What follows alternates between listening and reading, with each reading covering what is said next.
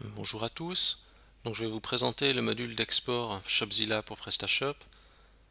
Donc à quoi sert ce module? Eh bien, ça sert d'exporter en fait un flux de produits pour l'envoyer vers la plateforme Shopzilla, de manière à pouvoir proposer vos produits en vente sur ce comparateur. Donc on va voir ensemble comment le module fonctionne.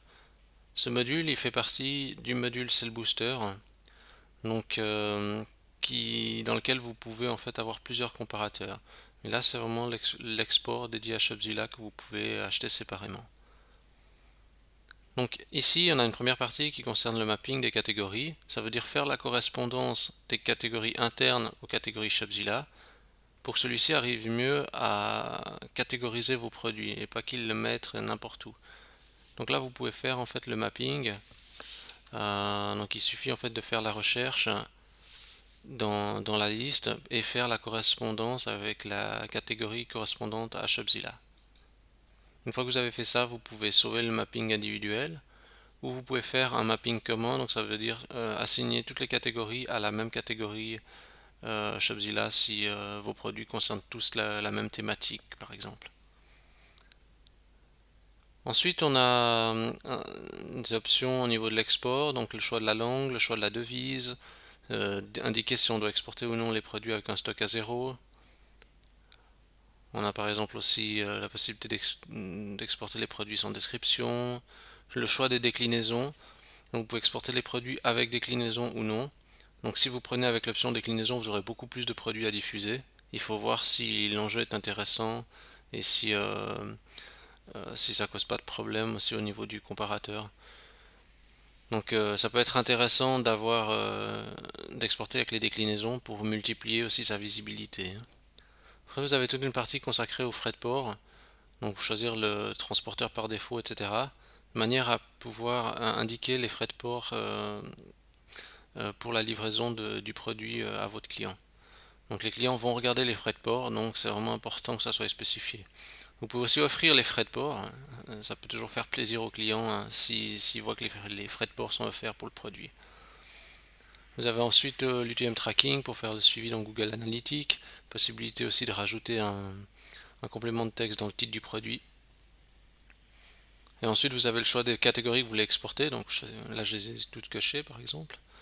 On peut pratiquer des exclusions en fonction du prix. Donc vous pouvez dire pour un prix inférieur à tant, je ne désire pas exporter les produits. Ça vous évite d'avoir des produits à faible à prix de vente qui soient transférés chez Shopzilla et qui ne présentent pas vraiment un intérêt. Il faut mettre des produits qui ont une certaine valeur et sur lesquels vous faites une marge quand même intéressante.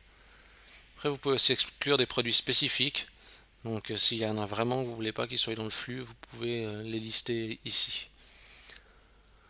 Ensuite on peut exporter le fichier. Voilà. Donc là, j'ai le lien vers mon fichier. Ok. Ça, c'est ce qu'a besoin Shopzilla en fait comme flux. Donc vous pouvez indiquer l'URL ici dans la configuration Shopzilla. Et vous pouvez aussi générer une tâche cron. Donc ça veut dire mettre en place une tâche cron pour générer le fichier de manière périodique pour que celui-ci soit toujours à jour au niveau de vos prix, etc. Donc si je clique là-dessus, ça a généré le fichier. Vous voyez, c'est écrit l'export a été généré pour le comparateur via page cron. Donc ça, vous pouvez créer une tâche cron avec cette adresse-là pour mettre à jour automatiquement le fichier. Ensuite, on a encore quelques petites options. Dans la configuration générale, on peut régler le temps d'exécution au niveau de la mémoire aussi. Ça peut être pratique si on a des gros catalogues.